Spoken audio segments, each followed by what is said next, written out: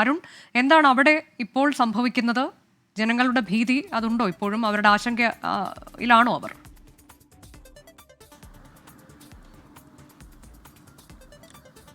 അനുജ, ഞാൻ നിൽക്കുന്നത് മാവുങ്കാലിലാണ്. കാസർഗോഡ് കണ്ണൂർ ദേശീയപാതയാണ്. NH-66 കാസർഗോഡ് മുതൽ കണ്ണൂരിലേക്ക്, അതായത് മംഗലാപുരത്ത് നിന്ന് കണ്ണൂർ ഭാഗത്തേക്ക് പോകുന്ന ദേശീയപാതയാണ്. ആ ദേശീയപാതയിൽ മാവുങ്കാൽ ജംഗ്ഷൻ ഇതിന് തൊട്ടടുത്താണ്.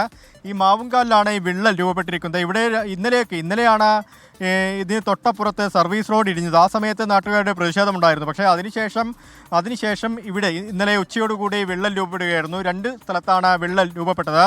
അത് വലിയ രീതിയിലുണ്ട്. ഈ ദേശീയപാതയിലെ നടുഭാഗത്ത്, അതായത് കണ്ണൂർ ഭാഗത്തേക്കുള്ള റോഡിൽ നടുഭാഗത്താണ് ഈ വിള്ളൽ രൂപപ്പെട്ടിരിക്കുന്നത്. അതിപ്പോൾ കരാർ കമ്പനിയുടെയും അതുപോലെ തന്നെ പൊതുമരാമത്ത് വകുപ്പിൻ്റെയൊക്കെ ഉദ്യോഗസ്ഥരെത്തി പരിശോധിച്ചു. ഇതിപ്പോൾ ജോലിക്കാർ എത്തി അവർ ഈ വിള്ളൽ മാറ്റുന്നതിനുള്ള നടപടിക്രമങ്ങളൊക്കെ തന്നെ ആരംഭിച്ചിട്ടുണ്ട്. ഇത് റോഡ് നവീകരിക്കാനുള്ള പ്രവർത്തനങ്ങളൊക്കെ തന്നെ ആരംഭിച്ചിട്ടുണ്ട്. എന്തായാലും ഇവിടുത്തെ ഈ വാഹന ഗതാഗതം നിയന്ത്രിച്ചിട്ടുണ്ട്. ഇത് അപ്പുറത്തെ സൈഡിലേക്ക്, അതായത് മംഗലാപുരത്തും ഭാഗത്തേക്ക് പോകുന്ന ആ റോഡിന്റെ സൈഡിലേക്ക്. കാസർഗോഡ് മാവുങ്കാലിലാണ് ഇപ്പോൾ വിള്ളൽ ഉണ്ടായിട്ടുള്ളത്. പരിഹരിക്കാനൊക്കെയുള്ള ശ്രമങ്ങൾ നടക്കുകയാണ്. പക്ഷേ അതൊന്നും പ്രായോഗികമല്ല എന്നതും നമുക്കറിയാവുന്നതാണ്.